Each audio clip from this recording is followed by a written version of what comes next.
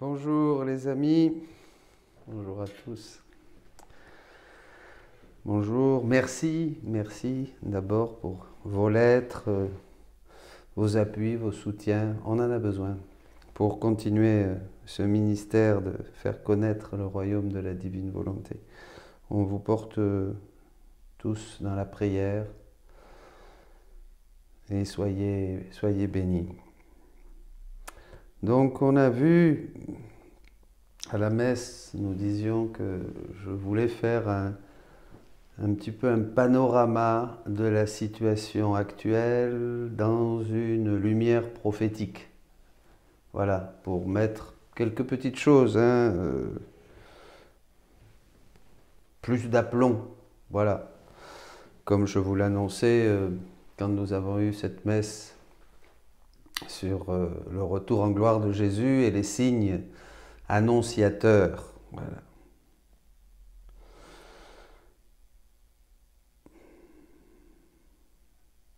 Alors, il y a une grande différence dans les interprétations bibliques.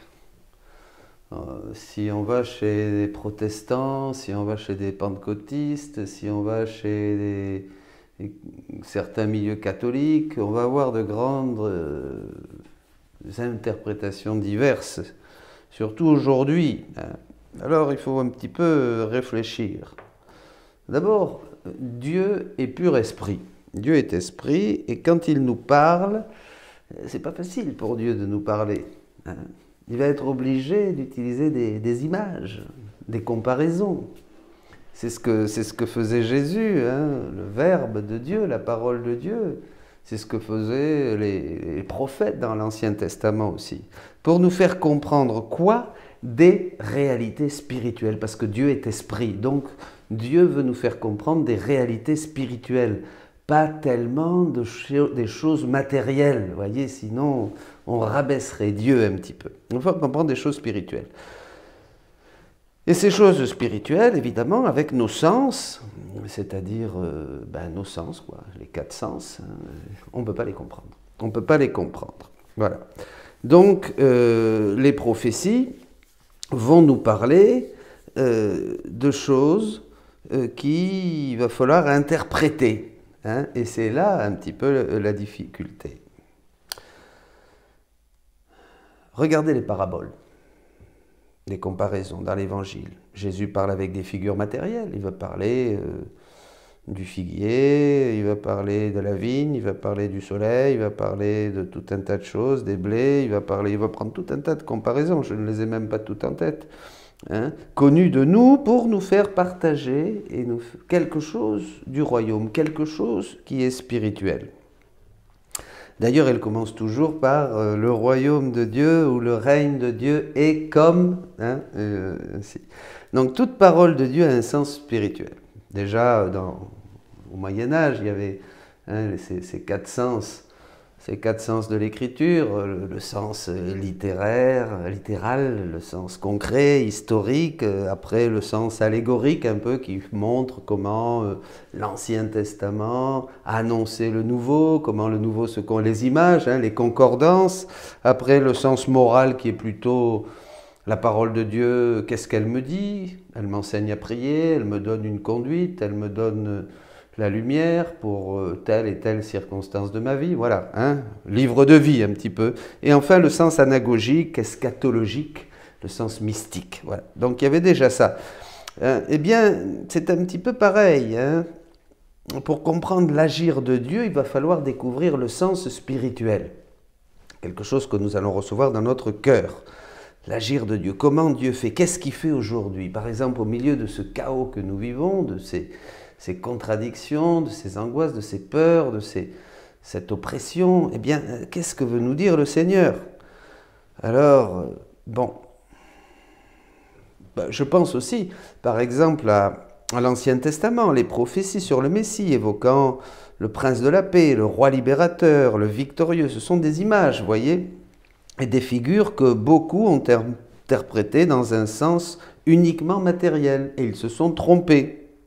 Ils n'ont pas reconnu Jésus. Bon, je pense aux Juifs, par exemple, du temps de Jésus. Ils ont interprété les choses d'une manière très matérielle Et bien, ils se sont trompés, ils n'ont pas reconnu le Seigneur. Et ben, on peut se tromper, vous comprenez?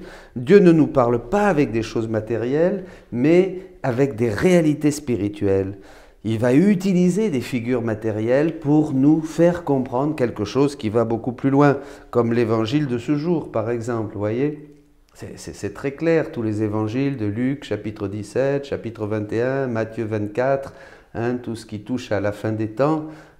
Bien sûr qu'il y a des choses qui vont se réaliser, la ruine de Jérusalem, mais beaucoup, Jésus va annoncer, mais ça va beaucoup plus loin que la ruine de Jérusalem. C'est la ruine des nations, il dit, auront peur, hein, etc. Donc, toujours des réalités spirituelles.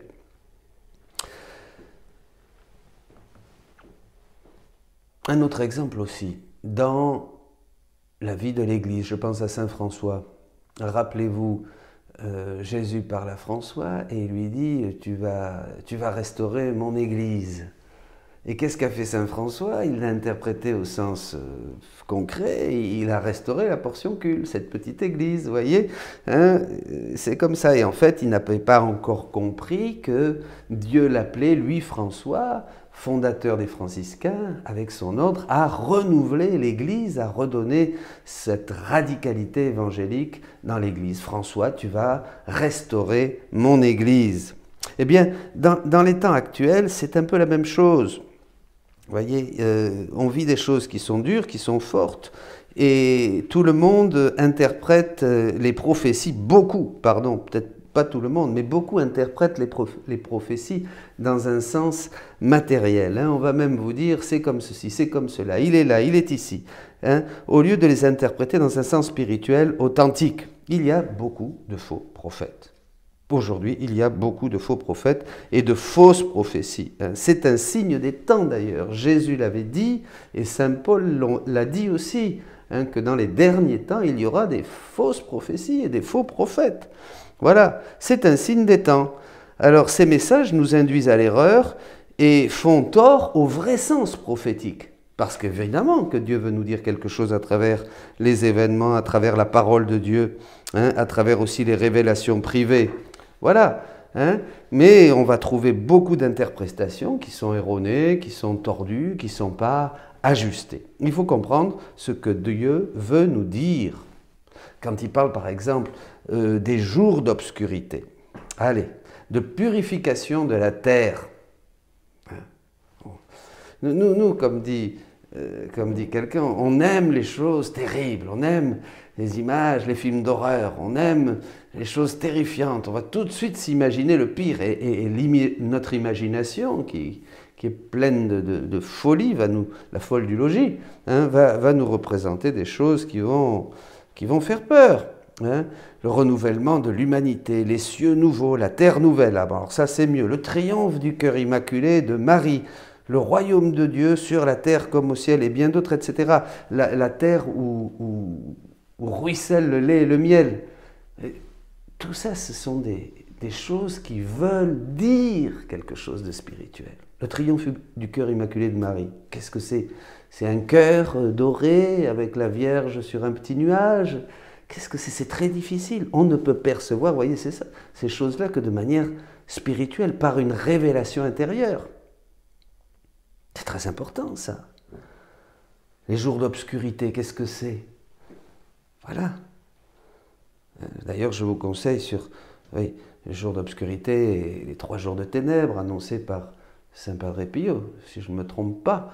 Il y a une très bonne conférence du Père Verlinde sur ce sujet. Vous pouvez aller, je vous encourage à aller l'écouter. Hein.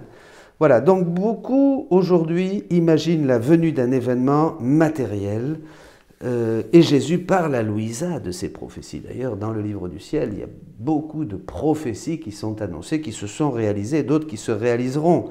Hein. Mais il parle à Louisa de ces prophéties pour lui montrer le sens spirituel.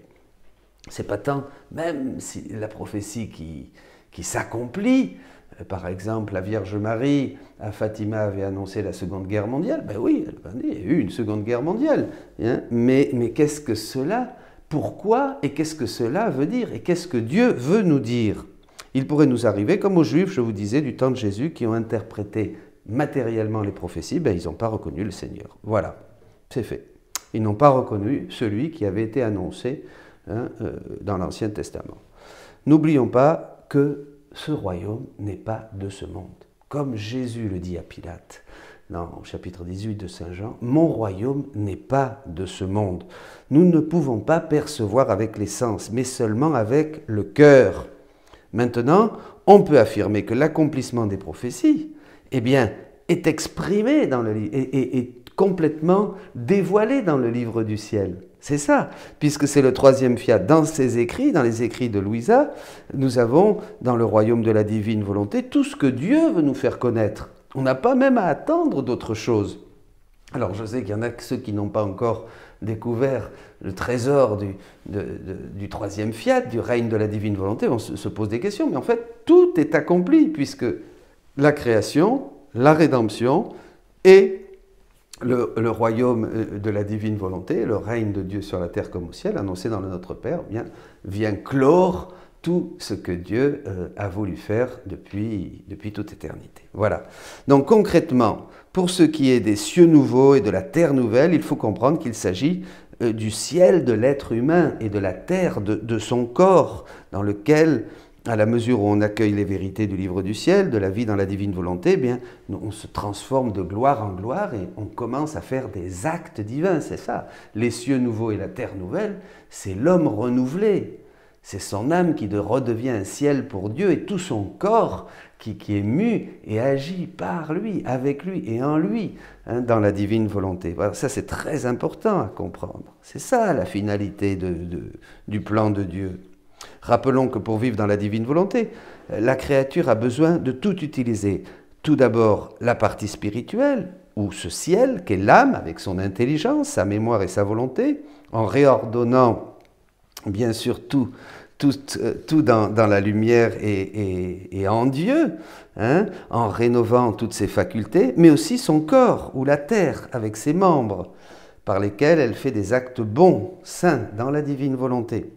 Ainsi, comme la création qui est toujours belle, fraîche et ordonnée, en parfaite harmonie, et dont chaque chose est en relation l'une avec l'autre, ainsi en est-il de l'âme qui vit dans la divine volonté. Elle est un ciel nouveau. C'est ça, les cieux nouveaux et la terre nouvelle. Toute fleurie, multiforme, pleine de beauté. Chacune de ces âmes est différente.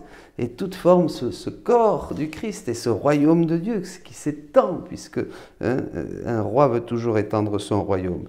Jésus a beaucoup enseigné cela à Louisa. Prenons un autre exemple.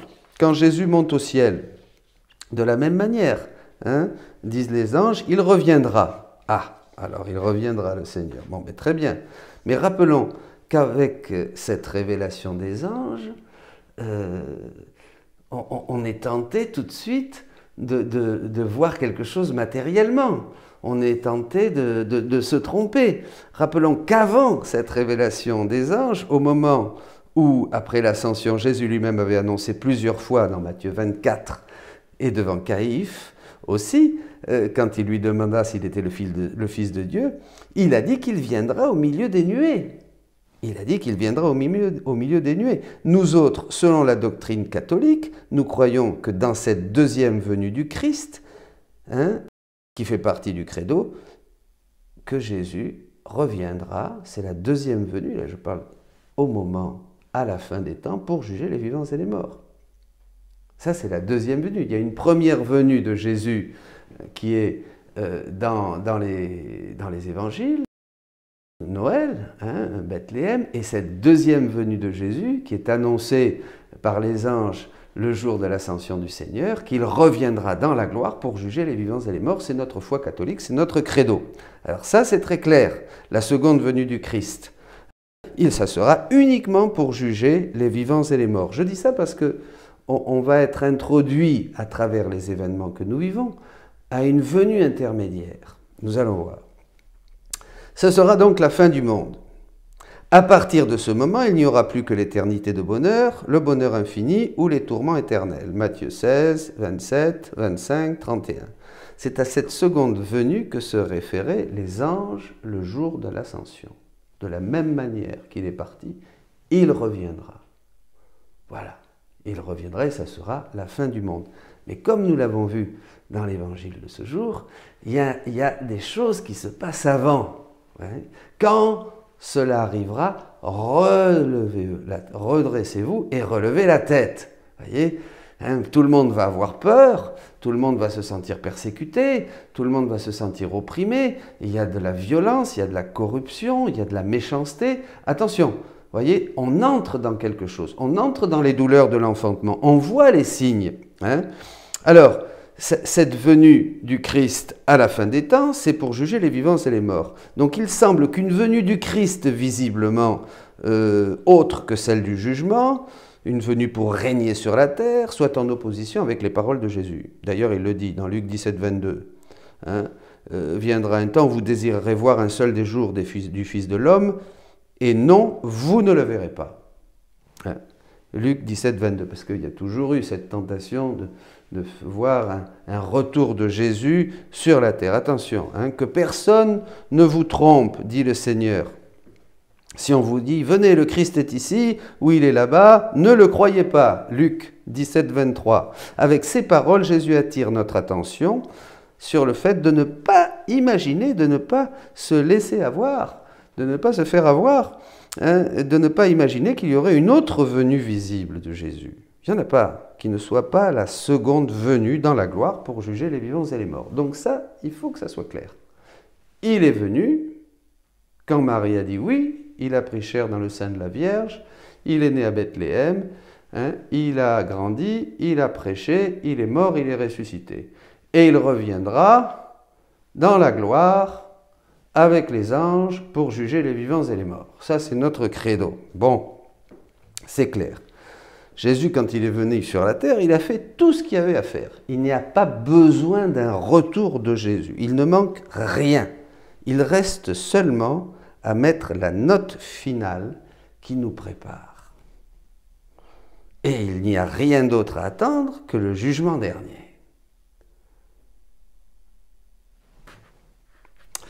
C'est pour cette raison qu'il n'a pas besoin de venir à nouveau, sinon pour juger les vivants et les morts. La seule chose qu'il nous a promise, et là, attention, c'est important, qu'il nous a promise, c'est qu'il nous a dit qu'il fallait demander, dans le Notre Père, que son règne vienne sur la terre comme au ciel, que ta volonté, que ton règne vienne et que ta volonté soit faite sur la terre comme au ciel.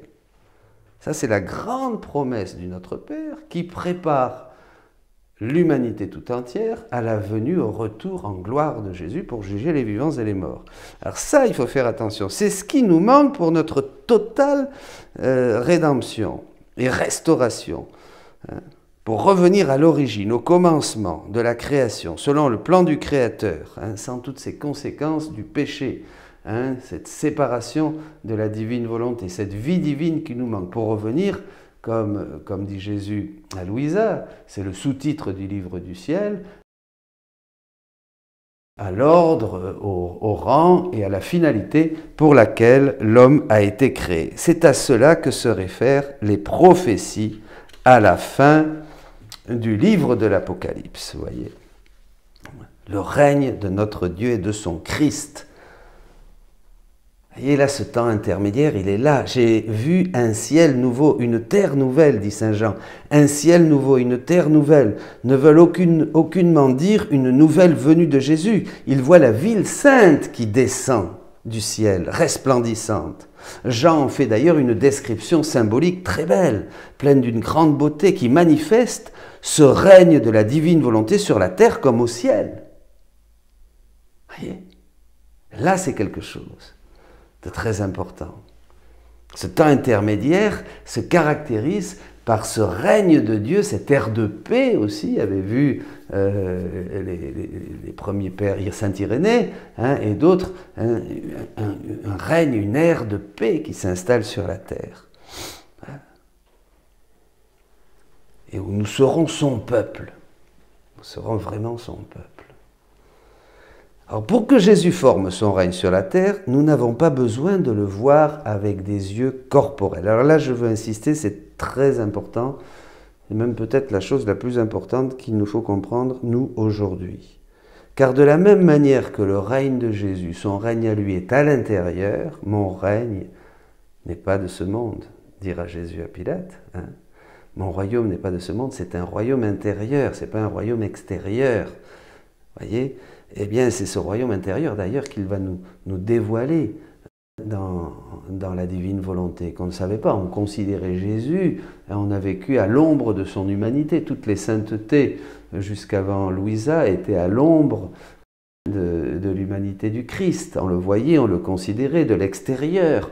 On voyait ses souffrances, ses paroles, etc. Mais on ignorait complètement ce que la divinité faisait dans l'humanité de Jésus. Et c'est ça le règne de Jésus. C'est ça le règne de Jésus.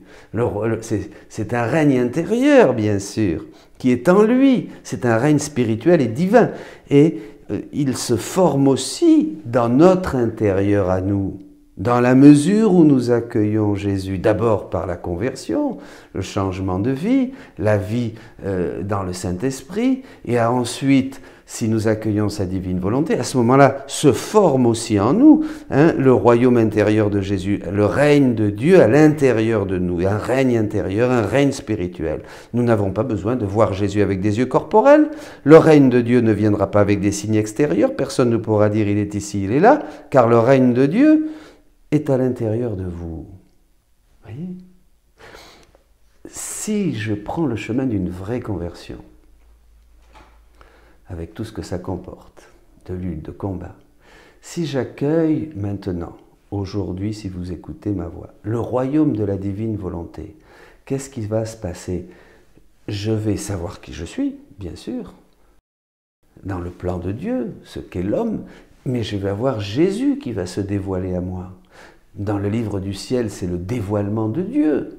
On n'a pas besoin maintenant d'aller chercher 50 000 secrets, on a tout. Il suffit de lire et c'est toujours nouveau. Lire et méditer et laisser descendre dans nos cœurs.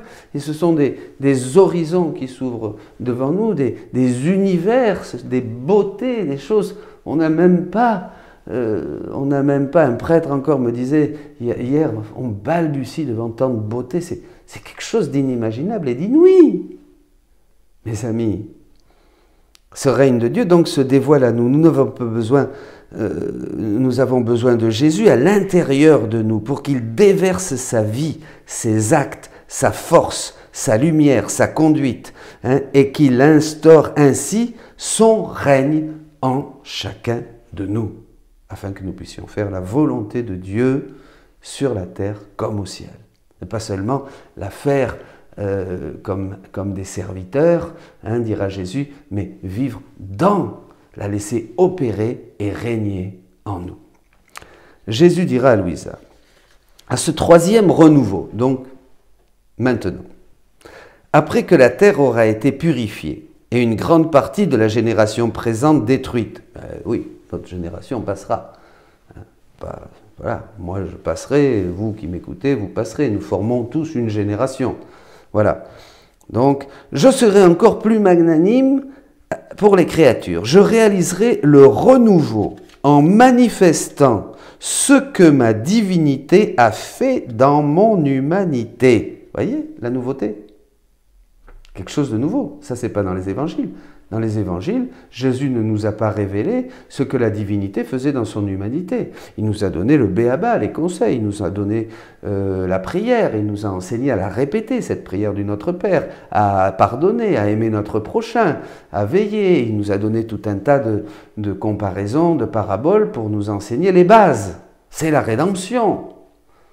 Il nous a dit beaucoup de choses, mais là c'est différent. Je manifesterai ce que ma divinité a fait dans mon humanité. Comment ma divinité, Jésus est vrai Dieu et vrai homme. C'est la beauté du Verbe incarné, c'est que c'est Dieu et homme à la fois. C'est la deuxième personne de la Trinité qui s'est faite chair, qui a pris chair, et c'est Jésus-Christ, vrai Dieu et vrai homme. Voilà, comment ma divinité a travaillé de concert avec ma volonté humaine. Comment tout est lié en moi, comment j'ai refait toutes choses, comment chaque pensée des créatures fut refaite par moi et scellée par ma divine volonté. Mon amour veut s'épancher en faisant connaître les excès de ma divinité, que ma divinité a fait dans mon humanité en faveur des créatures. C'est ça. que l'Esprit Saint veut faire connaître. Les excès. Son amour veut s'épancher et faire connaître ses excès d'amour, les excès que ma divinité a fait dans mon humanité en faveur des créatures. Tout est pour nous. Tout est pour nous. Vous comprenez, mes amis, mais c'est incroyable. Excès allant bien au-delà de ce qui a pu paraître extérieurement. Donc bien au-delà de tout ce que nous avons pu connaître jusqu'à ce jour. Bien au-delà de tout ce que nous voyons extérieurement dans les évangiles, même si c'est magnifique. Le bon berger, c'est magnifique. Le berger qui va chercher la brebis perdue, c'est magnifique. La parabole de l'enfant prodigue, c'est magnifique. Tout est magnifique, bien sûr, mais là, c'est encore extérieur, c'est encore des images. Là, on entre à l'intérieur. Et là, c'est l'extase. Même on peut pas comprendre, on ne peut pas capter. Le Seigneur va nous donner ça peu à peu. Hein, puis paraître. C'est pourquoi je t'ai tant parlé de ma divine volonté, de la vie dans ma volonté, pardon. Car je n'avais manifesté à personne cela auparavant. C'est pourquoi je t'ai tant parlé de la vie dans ma volonté, ce que je n'avais manifesté à personne auparavant. Bon, là c'est clair. Avant, il n'y avait rien eu. Donc aussi grands furent les saints qui nous ont précédés, aussi extraordinaires furent les révélations privées, que ce soit des saints, même toutes les révélations et toutes les apparitions de la Sainte Vierge, extraordinaires bien sûr, ça n'a aucune comparaison avec ce que Jésus révèle maintenant dans le troisième fiat. Au plus, les saints d'avant, ils ont connu l'ombre de ma volonté, un aperçu des grâces et de la douceur qu'on éprouve en l'accomplissant. Évidemment, c'est déjà extraordinaire quand on fait la volonté de Dieu, qu'on s'efforce de la faire, qu'on demande la grâce, qu'on demande à notre maman Marie de vraiment nous faire la volonté de Dieu. Ben déjà, on est à l'ombre et on reçoit des grâces très particulières, des douceurs très particulières, hein, parce qu'on fait la volonté. Mais la pénétrer, entrer dans cette divine volonté, embrasser son immensité, vous vous imaginez, se multiplier avec moi et pénétrer partout, autant sur la terre que dans le ciel, et dans les cœurs, dans tous les cœurs, abandonner les voies humaines et travailler à la manière divine. Moi, je travaille à la manière divine. Petite non, maman Marie, mais c'est extraordinaire. Et je vais travailler. Ouais là, je suis content là, moi je vais travailler comme Dieu. Vous voyez, vous imaginez? Ah, il y en a qui m'ont dit, ah mais c'est de l'orgueil. C'est pas de l'orgueil. Il y en a des gens qui disent, mais père, mais quand même, dans la divine volonté, vous vous prenez pour des dieux, qu'est-ce que ça va pas, non? Ils n'ont rien compris, cela. Ils n'ont rien compris. Ils n'ont rien compris à l'amour de Dieu, vous voyez? Et non, mais en plus, Dieu, il veut tout nous donner, mais c'est normal. Vous, les papas, les mamans, vous voulez tout donner à vos enfants. Bon, enfin, là, il y aura encore beaucoup à dire. Mais non, mais c'est le Seigneur, ça, c'est le Seigneur. Il n'y a pas, de toute façon, il faut vraiment passer par la petite porte pour rentrer dans la divine volonté. Il faut cet anéantissement du moi, cette petitesse, et puis voilà. Bon, enfin bref. Alors, continuons. Je ne vais pas rentrer là-dessus. Pénétrer, abandonner les voies humaines et travailler à la manière divine. Cela n'est pas encore connu. Je répète, cela n'est pas encore connu. Donc il y a de la nouveauté. Voilà. Que Jésus nous avait annoncé. J'ai encore beaucoup de choses à vous dire, mais pas pour le moment. Vous vous rappelez dans Jean 16, verset 12. Aussi, cela paraîtra étrange à beaucoup. Ben oui, ça c'est sûr, ça paraîtra étrange à beaucoup. Quiconque n'a pas l'esprit ouvert à la lumière de la vérité n'y comprendra rien. Même si c'est un très grand théologien, même si c'est quelqu'un d'extraordinairement saint par une héroïcité des vertus.